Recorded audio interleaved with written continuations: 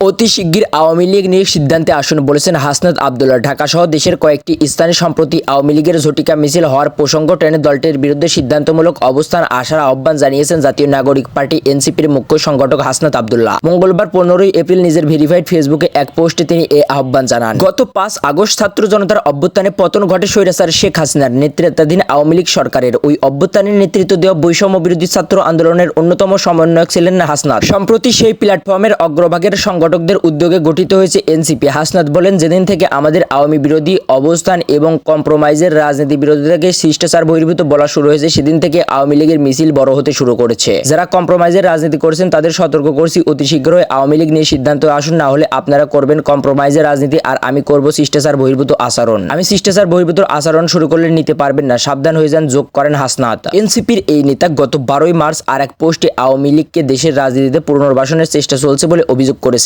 জাতিসংঘের মানবাধিকার বিষয়ক হাই কমিশনারের দপ্তরের তদন্ত প্রতিবেদন অনুসারে জুলাই আগস্ট অভ্যুত্থান চলাকালে 1400-র বেশি মানুষ হত্যাকাণ্ডের শিকার হয়েছেন, যাদের বেশিরভাগ নিরাপত্তা বাহিনীর চালানো সামরিক অস্ত্র ও শটগানের গুলিতে মারা যান। হাজার হাজার ছাত্র জনতা গুরুতর আহত হয়েছেন, পঙ্গু হয়েছেন অনেকেই 2 চোখ, কারো এক চোখ অন্ধ হয়ে গেছে। 11,700-র বেশি মানুষকে র্যাব ও পুলিশ গ্রেপ্তার করেছে।